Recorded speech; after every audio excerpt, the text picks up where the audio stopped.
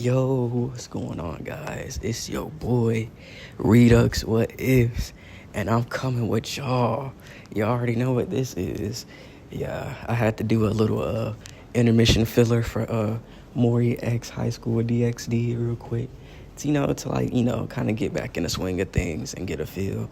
I'm so upset that my shit got copyrighted, even though I kind of did the intro, and it's like, bro, how many other people have that same song, that slowed and reverb, but I get fucking copyrighted.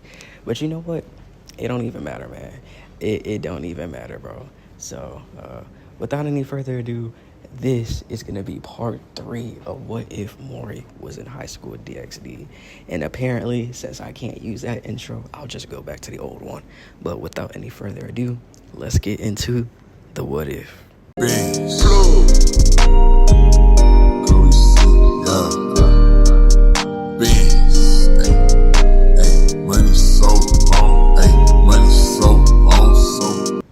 Now, if y'all paid attention, you would know where we are at.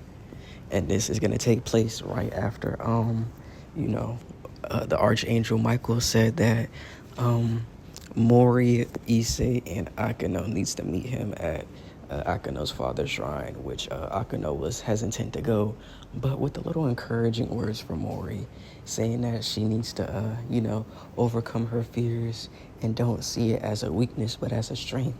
And maybe she'll, learn about something that she didn't know, and that might change her mind. And with that, that made Mori blush. And so, as the group, basically splits up to go train and, find their hidden talents and hidden abilities and stuff. Basically latent abilities and stuff. They go to the shrine, Akano's home, basically. And Mori stays with Akano for emotional support while Michael pulls Issei aside into another area of the whole estate. And so as that was happening, Akano basically tells the backstory about her father and how she's like a hybrid, a devil and a fallen angel at the same time. And she assumed that Mori wasn't gonna basically like her because she wasn't a full devil or something full, but just half and half. And Mori was just in awe. He was like, whoa, your wings is so cool, it's so fluffy, and then this one is so sleek and fluffy too and soft.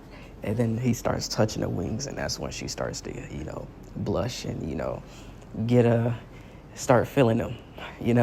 But after Mori was done doing that, he basically told her that, there's nothing to worry about. Nothing can change how he feels towards her, and, that they're friends, and that, regardless of what race you are, he's always going to be, he's always going to be there for him. And he just wants, her to know that she needs to accept herself for who she is. And, she begins to thank Mori for that, and she begins the ritual to unlock her true potential and further her powers. And as that happens, Mori puts his hand on her shoulder as for comforting reassurance. And then unknowingly a white flash, a light comes, and basically it envelops them into the past of Akano's father's memory on how everything happened, and how Akano's father actually sacrificed himself to make sure that Akano can get away. And in doing so, he passed the powers on that he had to her, hoping that she wouldn't see it as a curse but as a blessing. And to further protect herself and do as she wished, as long as she was happy and alive, that's all that mattered to him. And then after basically seeing that, she begins to break down and cry, because she had such a misunderstanding about her father. And now that everything's been brought to light, it just furthers her it basically furthers her love for her father. And now that she realizes her wrongdoings, she begins to accept the powers and her heritage, and basically she begins to like accept her true self, further boosting her powers and abilities, and overall like everything just getting a huge exponential boost. And now that she accepted herself, she's potentially one of the strongest members on the team magical wise. But Rias does not fall behind at all as she's doing her own training, further boosting her abilities and powers. So if we're gonna do like who's the strongest in a group overall, so it'll be like tied. You know, we all know Issei is like up there, but since Mori is in this, so if we're ranking it by who's the strongest by types, right? Mori is the strongest, like, you know, he's the strongest hand-to-hand combat-wise, strength-wise, speed-wise. He has more versatility. He's basically the strongest because he has a lot of experience and a master martial artist. But magical-wise, it's Akeno and Rias up there. Swordsmanship and like weapon fighting, it's neck and neck between Kiba and Mori, with Mori slightly out-edging Kiba due to the reason because Mori obviously knows how to use more than one weapon and can use his hand as a sword, as he demonstrated in part 1. And so yeah, those are who the strongest are. And magical wise, I almost forgot Gasper's up there too, because he can't stop time, and that's pretty fucking broken. So yeah, but anyway, we continue off with Akano basically coming to terms with who she really is, and that, like, you know, like I said, just gives her a huge power boost. So after that happens, she thanks Mori, as she says that maybe she'll be the one that comes after him, you know, since she can't let Zenobia and Kaneko have all the fun, and maybe that, you know, one day she'll be able to take him from them, as she, you know, seductively walks over and, you know, throws her body on Mori, which catches Mori off guard. And, you know, that's when she takes Mori's hand and puts his hand on her chest with Mori, you know, stammering over his words, as in like, I don't think, and she starts to shush him. And then she said, just let it happen. And as that happens, that's when Michael said, oh, if we were intruding on a moment, maybe we should leave. And then that's when Mori was like, it's not what it looks like. But, you know, after that, we flash back to what Michael said to Issei in the next room, as he basically tells Issei that, you know, for this upcoming summit, anything can happen, and eventually, you know, anything could happen. You know, a whole fight could break out, or a war could potentially start there. And as Michael was going on all the possibilities, he said, even though, and you know, maybe nothing might not happen, but you know, eventually he will have to fight the white dragon. It's inevitable. And then he basically, you know, tells Issei the history of the red and the white dragon, how they're rivals and stuff, and that their last fight, you know, basically wiped everything out, you know, and you know, just like, you know, utter catastrophe when a white dragon and a red dragon fought each other and all the races teamed up against them.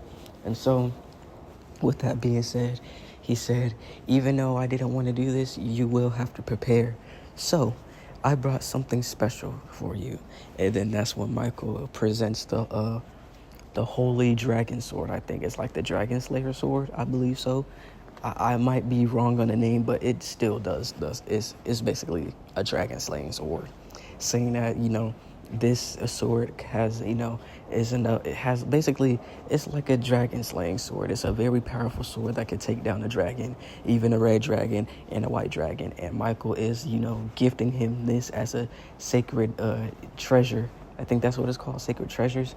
So he gave them the sacred treasure, and Issei, you know, put out some of his booster gear, and he takes the blade as the blade morphed into the gauntlet of his booster gear.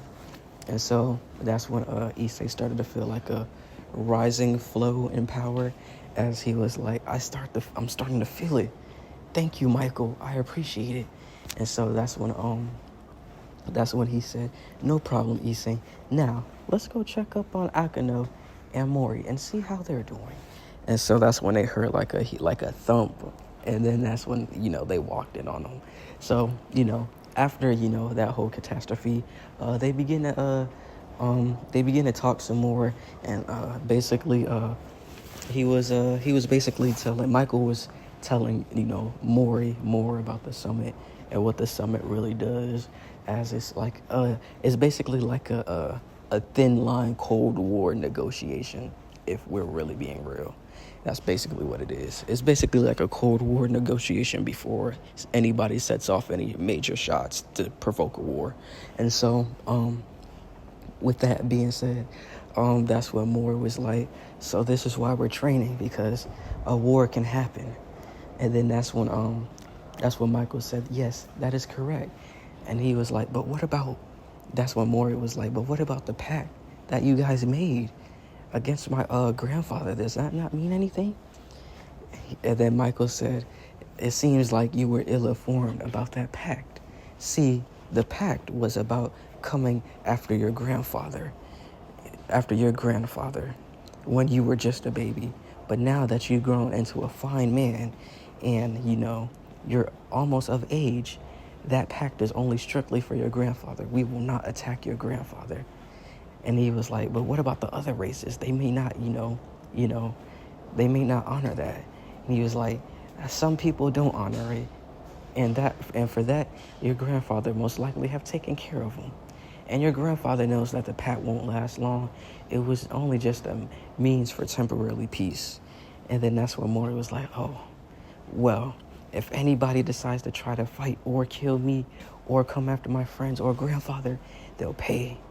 And then that's when Michael was like, I like the enthusiasm and the determination that you put, but we have to get back to the rest of the group so we can let them know that you are trained up and ready for the summit. And and he said, and then as he said that, he said he'll let Sir Zetchus know that he'll be attending the summit. And well, they don't know that he'll be attending the summit, and he'll be bringing his pupil there. And so, with that being said, that's when Michael begins to fade away and go back to heaven. But before he could go, Issei asked a request, as he said, Michael, can I ask you something? But Michael was like, I'm a busy man. And now that God is dead, I have a lot on my plate. So please, when we meet again, I will hear your request. And so after that, Michael, flashes away and disappears in a fancy white light. And so, they just stand there appalled and in awe. And then that's when Akano says it's time to go back to the Research Occult Club to see how everybody else is doing. And so Akano makes a magic circle, and they all teleport to the Research Occult Club. And so everybody's back. They trained well. Kiba trained himself. Zenobia trained with her sacred sword that basically can destroy anything it touches. Gasper trained. Who else? Rias trained too. Trained with her brother to focus her on her magical powers and her hell flames. I think that's what it is. And so, as that happened, Sir Zetchus comes along with Graphia, and he says that the summit will take place in a week. So for all your hard work, enjoy your break. And right around this time, it was spring break. So they took a chill vacation to the beach, and we're gonna cover that too, because we always got to do the beach episode. It's a mandatory must. it's a mandatory must. The beach episode will always be covered. And so, they pull up on the beach, and it was like a private beach that they own. So they had jet black sand with the blue waves hitting the sand, and then that's when Issei was like, "Oh hell yeah!" Since every all the girls are in their bathing suits, and then Issei was like, "Oh man, this is just like those animes that I always seen. How they always have the beach episodes, and all the babes are always in the skimpiest bikinis." And then that's when Mori was like, "Calm down, brother. It's not that serious." As Mori was like, "Yue, summon."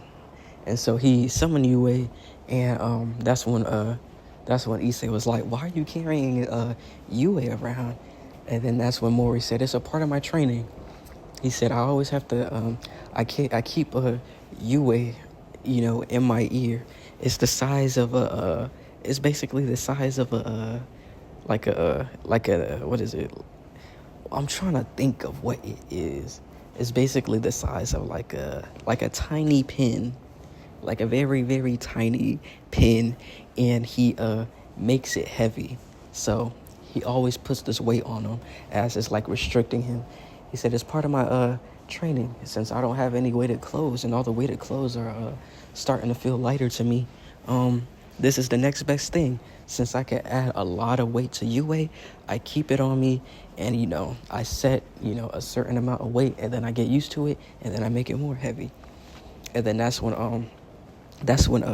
Mori took it out his ear, right? And that's when what is it? That's when Issei was like, "That tiny thing, I know it could enlarge and extend and shrink, but it can't be that heavy." And then that's when Mori made it slightly bigger and said, "Observe, Issei," and he dropped it. And when I tell you, that shit just boom sunk in. Mori what is it? Issei's face was like, he was shocked, bro. He was like, "What? It's that heavy?" And then that's when Issei went down, as Mori said, "Yue extend," and it basically got like taller. So excuse me. So Yue basically got like taller, and like it extended so it wouldn't be buried in the sand. And then that's when all the sand started to come back, and then that's when Mori made it normal size, but it was still stuck in the sand. As he said, Issei, how about this?" And then that's when he called Rias over, and then Mori was like, "Hey Rias, Issei said he wanted to rub lotion all over you, but and then that's when, wait, before I say that, that's when Rias was like, "Oh really, Issei?"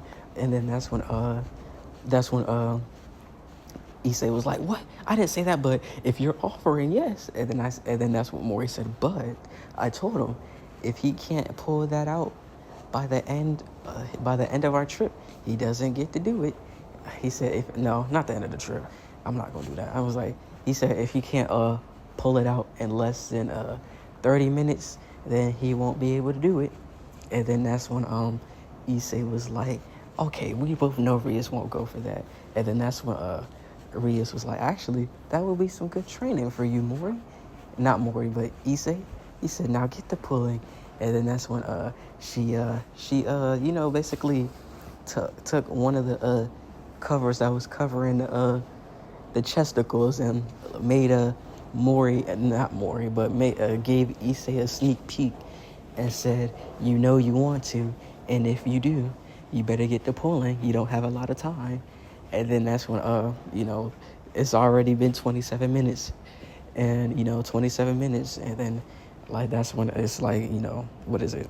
Issei has 27 minutes to basically get Yue out the ground and actually like lift it and hold it. And then that's when Issei kept trying and everything trying. He even tried to like dig around it so he could pull it out. And then that's when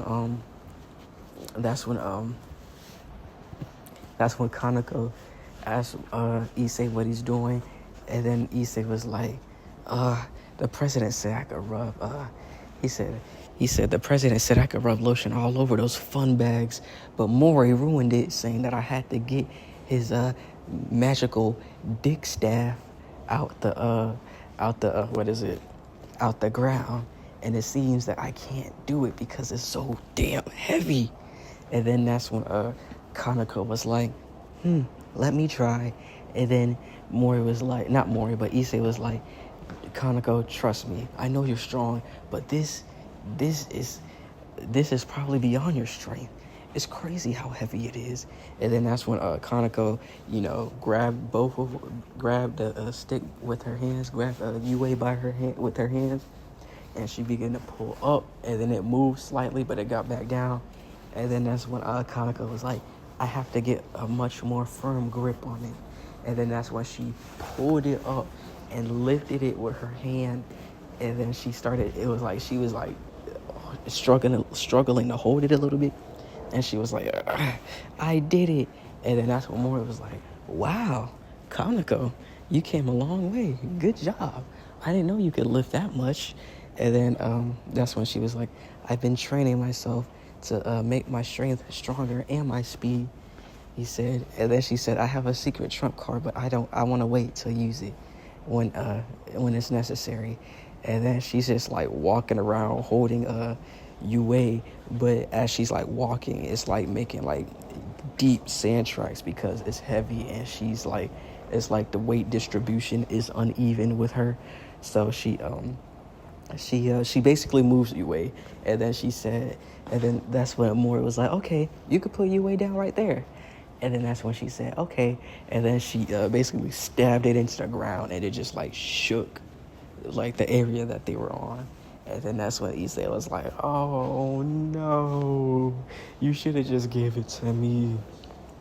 And then this is when Mori said, I don't think that would have been a good idea, Issei. And then that's when Issei was like, why? What would have happened? And then that's when he said, he asked Akeno if he could make like a monster clone or like a summon that would, happily help them with this demonstration. And so she summoned a big muscly creature. And then that's when he started screaming, oh, and then he just stood there. And then that's when Mori picked up Yue, and then he was like, hey, monster. He was like, hey, catch. And then he tossed it Yue, and it looked like he tossed it at light. But he caught it, and then Yue's sheer weight brought his hands down so quick and fast.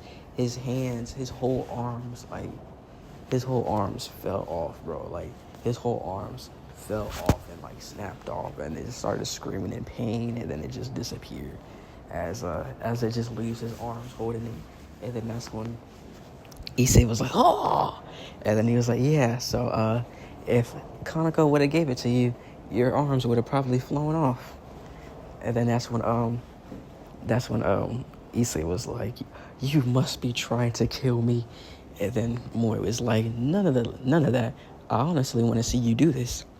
And so that's when Mori was like, well, you better get to lifting it up. I was like, you got about 15 minutes left. And then he was like, no. And then that's when he, tried everything. He started going crazy and trying everything. And while Issei is doing that, Mori goes off to a secluded place of the beach, and he begins to practice renewal taekwondo, but he also wanted to practice Kyoshin karate, specifically the ultimate move of Kyoshin karate, which is the ultimate guardian basics, the ultimate punch or basic punch, where you do the 4 guardian stances, and instead of exerting all the energy, you keep your energy in for a huge natural ki explosion blast with your fist. That's basically what it is. And so that's when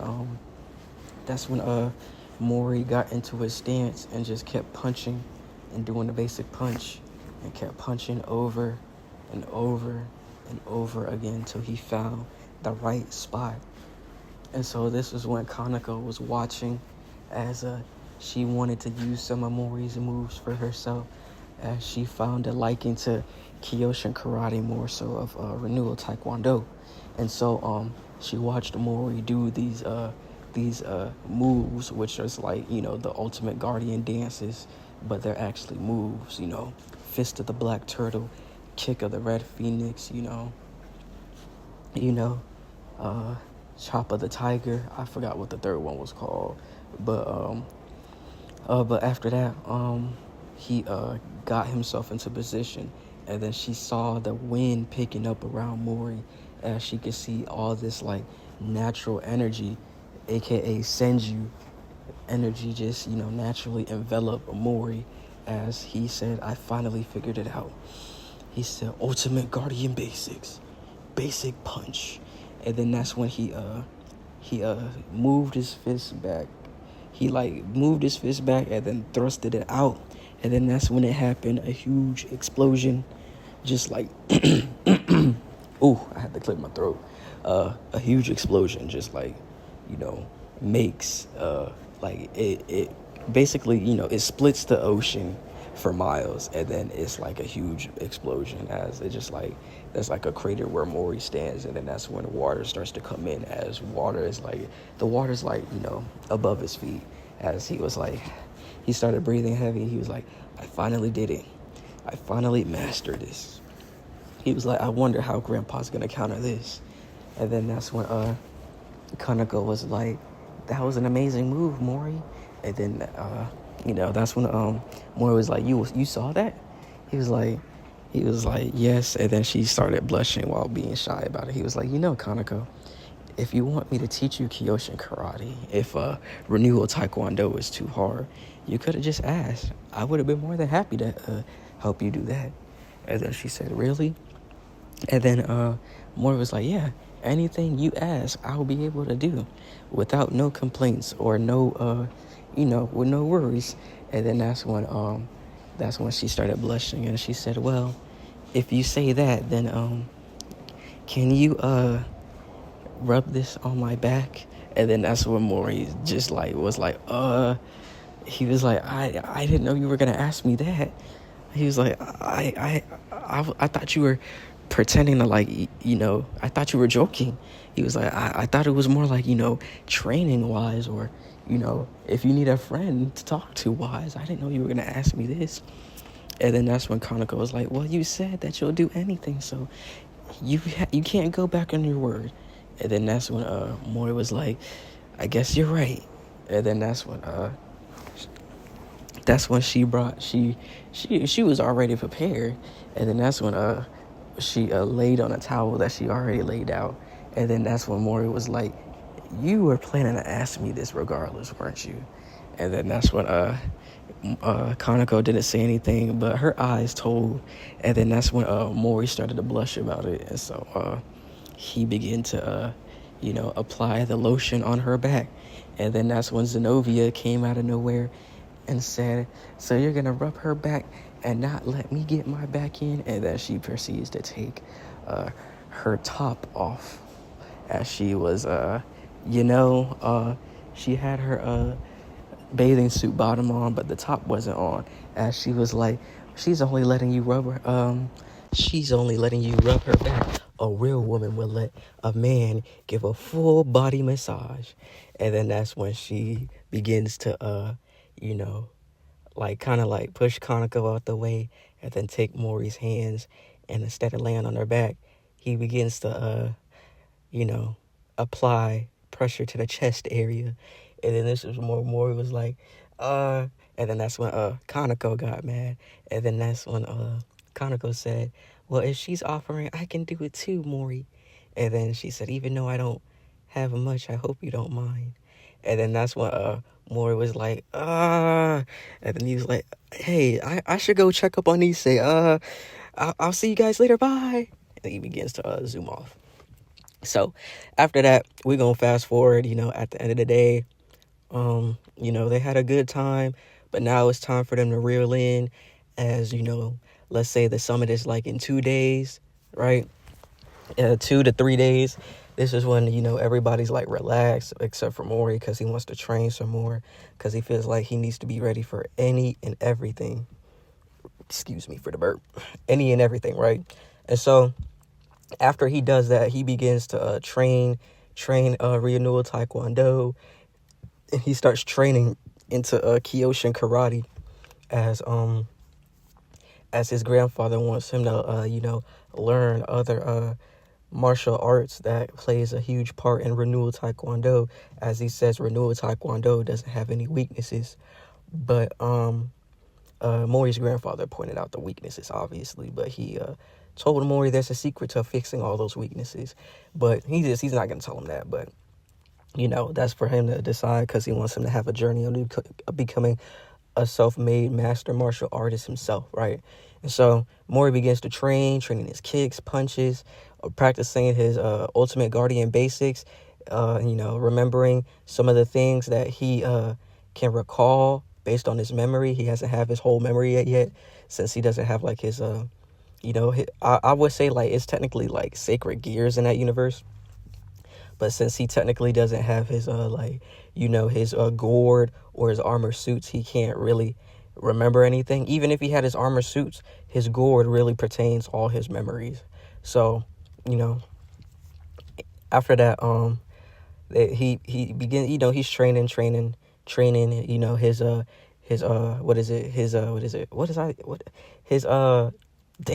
what was that move called? Right, limiter removal. His limiter removal went up. He could handle what I'm gonna say he could handle times 25 at that point.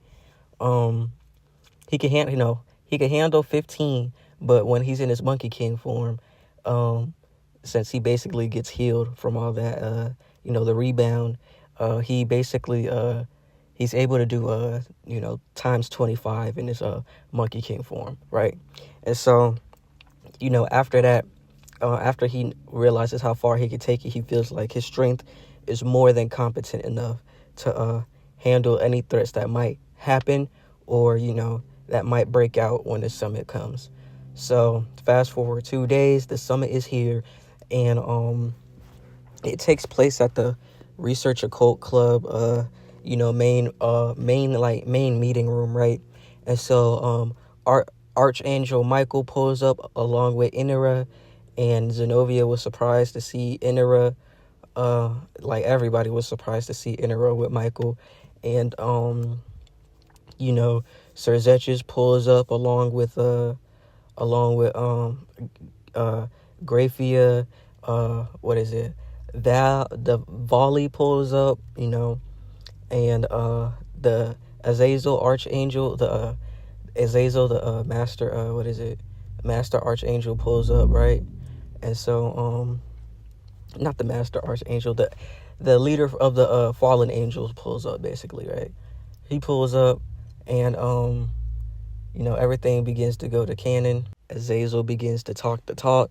They were basically saying why we're having a summit, and they're basically trying to like keep the peace between all the races and the sub races that may be out there. All the factions that may be out there, trying to keep the peace between everything, so nobody has to go through a war. And then they talk about the whole deal with Coca-Bill, how Azazel, he said it was his fault for not keeping up on everything, and that he shouldn't have let that get out of control like he let it did. And he's basically just talking about how he wants to keep the peace, and he starts appealing at Issei how the devil breed is dying, and soon enough if they don't procreate, they're going to be extinct. And then that's when he starts appealing to Issei, basically saying that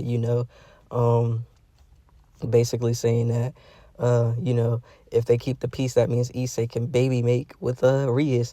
And Issei's horn dog behind is like, oh my God, did you say making babies? That's all you needed to tell me, and that's more than enough for me. I want to keep the peace. And so that's when that's basically when Mori was like, hey, let's not be so hasty about everything, man. Like, you gotta he was like, you actually gotta like think about what you're saying, and like you gotta hear each side out um before you just assume what is gonna be happening or what's gonna go on, because you have peace. And so after that, they basically still begin to talk, with Cersei saying that, whatever this tension between all these factions is, if they don't solve it, something is bound to break out soon, right? And then that's basically when what is it? That's basically when what is it? Time stops for everybody. Like, they got the Gasper, the magicians got the Gasper. It was an inside job between Volley, with Volley working with somebody, but that wasn't revealed yet. And one of the Seraphol members that was like excommunicated, but she came back. And so she brought hella magicians. And so after that, time pauses. They got the Gasper, so time paused for everybody. And the only people that were like really safe was for like the stronger people. For like, so for example, since that as soon as time pauses, that's when Mori King's monkey king mode activated, and that protected him. But since he's not like using so much power, the loop of binding is like more further wide, so it gives him more flexibility to be able to use the Monkey King form. And since he's not using any energy right now, even if he summoned UA, it wouldn't take that much.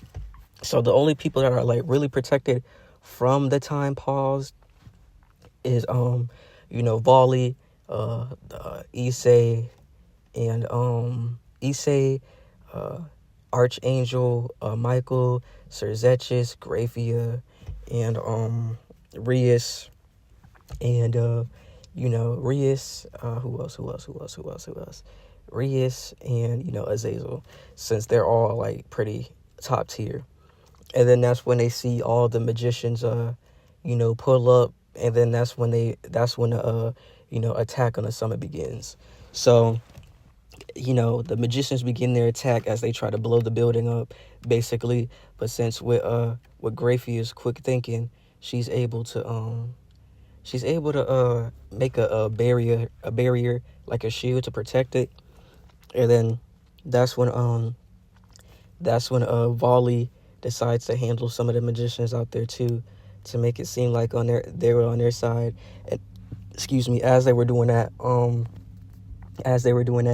Issei and Mori decided to go get Gasper to see if they could find him, because Kaneko did all she could, but she got overran. And so as Mori and Issei were running down the hall, that's when Mori said that he'll handle Gasper. Just go protect Rias and make sure that keep her safe. And so that's when Issei was like, right.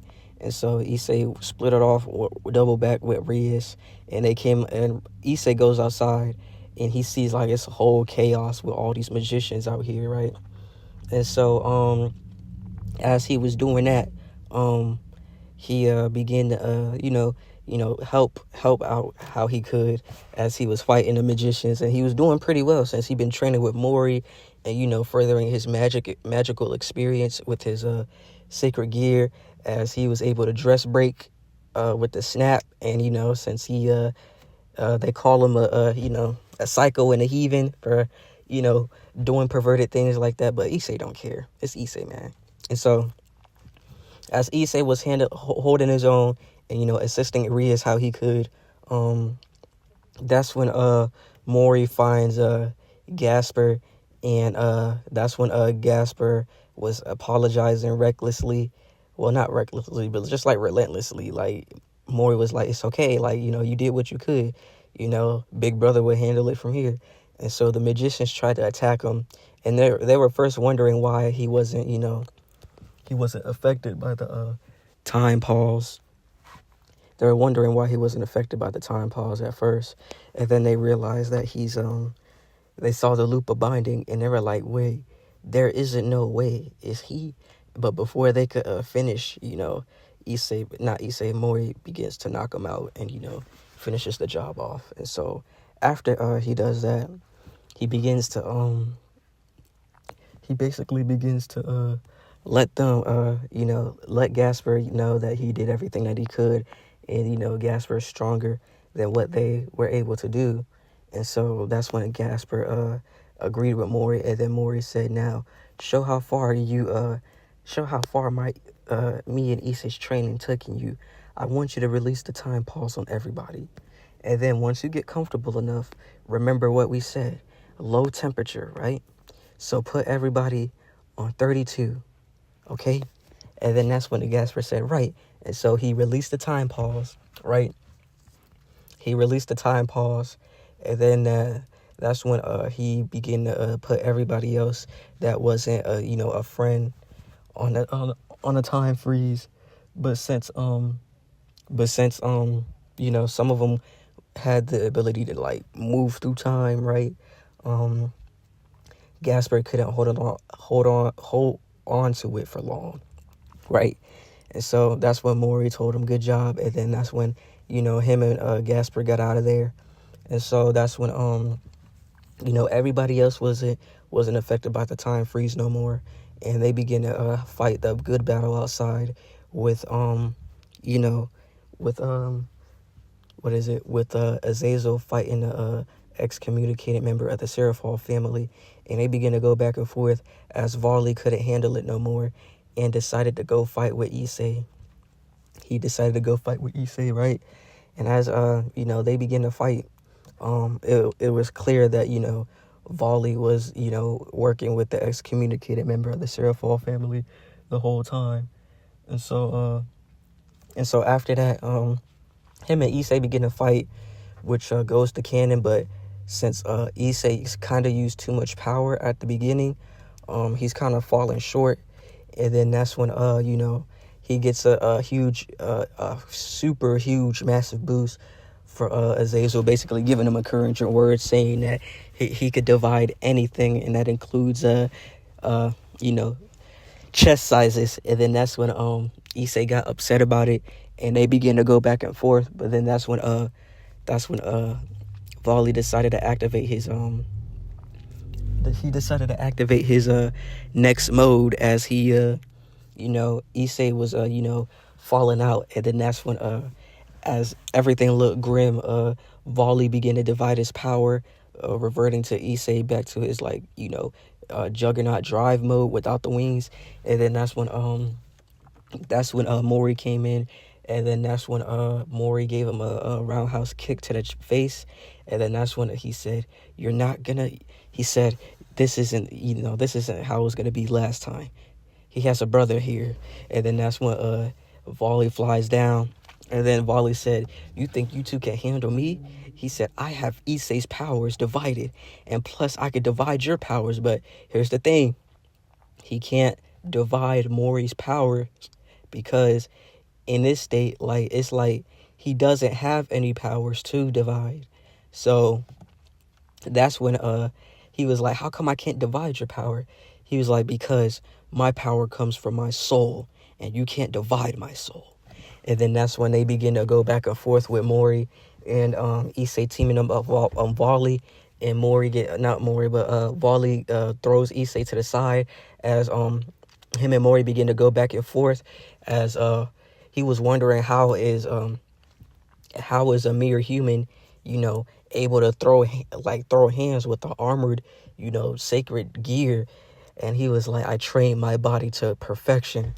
He was like, even if you hit as hard as a mountain, my body still won't have a scratch on it, unlike yours. And then that's when he does the 1-inch punch on Varley's chest plate of the sacred gear armor, and it cracks, like it makes a huge crack in it, and he flies back as Mori and Issei begin to team up, as Issei punches him in the back, and he sends him flying with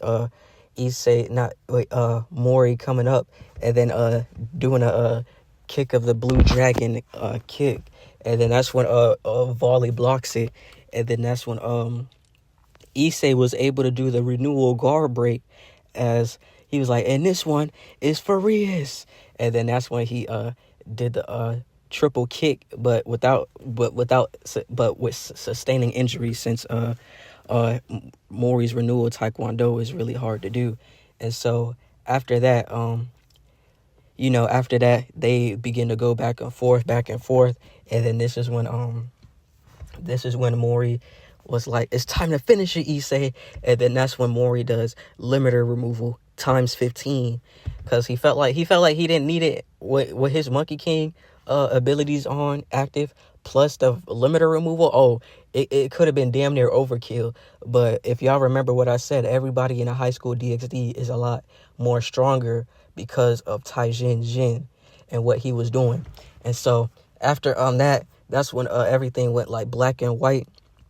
And then this is when Mori said renewal stance, basic renewal. He said recoilless kick of the blue dragon. So it's like a kick of a blue dragon, but a recoilless kick. And so Volley didn't even see Mori move. It just seemed like he teleported, and then he kicked him, and then he saw the blue dragon, and then everything warped, and then it just, caused a huge explosion, and Volley flew back. But he still caught himself, and then he was like, and then the mask pieces of his armor fell off, as he was like, this is going to be a lot harder than I thought it would be. As it seemed everything was looking grim for Volley, that's when the barrier breaks. Right? And so after that,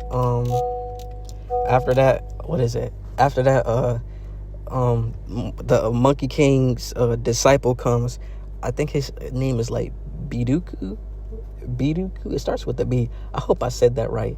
But I'm gonna put a picture up here so y'all know who it is. I know who he is. I just can't say his name at the moment.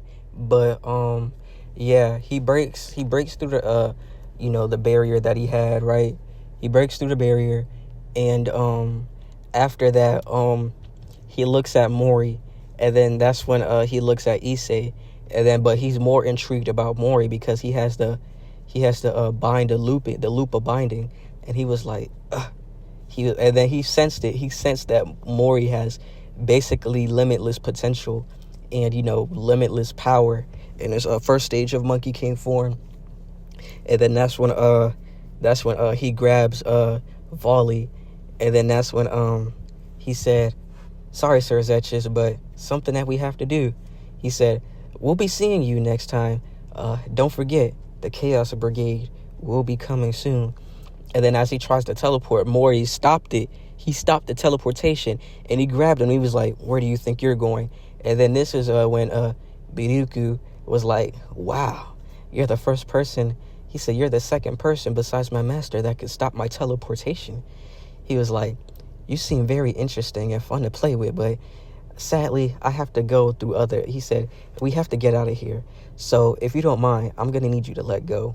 And then that's when Mori said, make me, as Biduku activated his Senju, and then he used his staff to, try to get Mori off. But then that's when Mori dodged it. And then he said, Yue, come to me. And his staff appeared in his hand. And then they both clashed staffs, with them both being like, with Biduku being more surprised that his staff is way heavier than he thought it would be. And then he was like, I don't know what you are, but you're nothing more than the imposter. He said, if you're the real Monkey King, then prove it. And then he said, and then that's when Mori was like, I'll be glad to. And then that's when Mori said, Yue, expand. And then that's when it got bigger, and then he tried to, swipe Biruku away, but the Biruku dodges, he dodges it, and that's when he was like, damn. And then that's when he used that time to teleport away. He used that time to basically teleport away, to get away, and then that's when Mori was like, interesting. And so after that, they all come into an agreement. They basically all come into an agreement, basically saying that, we'll keep the peace for now. And we basically found the culprit, who it was the whole time. And so after that, they plan on going to the they basically plan on going to the underworld soon, because I think that season they're gonna have like an all out battle, like a rating game. I believe I gotta watch the third season.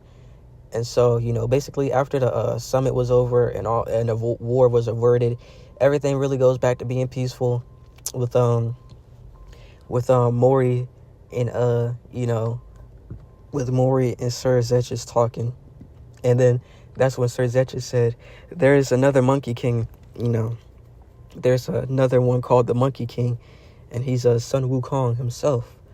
But he has another disciple, and since his disciple, and since Sun Wukong is retired, he's giving the Monkey King title to his strongest disciple, which his power isn't, nothing to play as.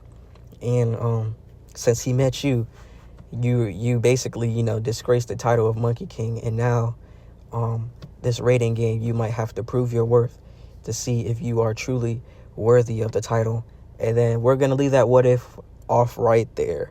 So that's going to be like the season 3, not season 3, but season 2 finale of what if Mori was in High School DxD, right?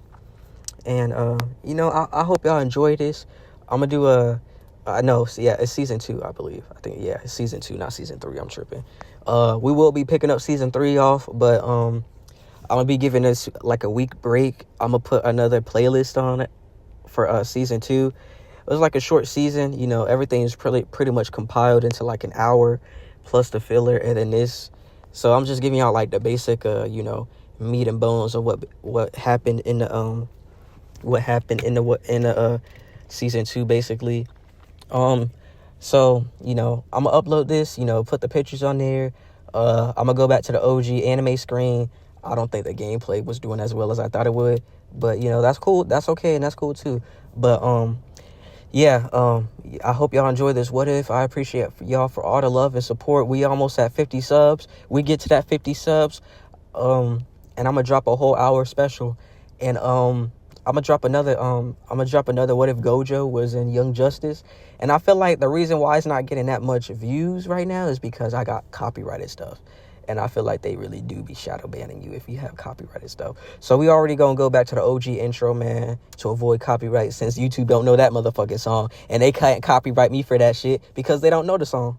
But, I digress. I continue. But, I appreciate y'all for all the love and support, man. Thank you for 48 subs. Hopefully we can get to that 50 and then soon hit that 100 sub milestone. I'm going to be dropping that Superman and Lois what if for all my DC fans and Superman and Lois fans, because that season 4 shit fire as hell, bro. Y'all can't sit up here and cat, bro, because for y'all that know, y'all know. And, it's going to be real interesting because I got some ideas that I could cook up for this Superman and Lois what if. But other than that, man, I really appreciate y'all for all the love and support, bro. Thank y'all again. And this is Redux What Ifs signing off. Don't forget to check out the Gojo story, and I will be posting another Gojo X Young Justice episode / video. So y'all just stay on the lookout for that. Like I said, appreciate all y'all for all the love and support, man. And without any further ado, I'm signing off, and this is goodbye.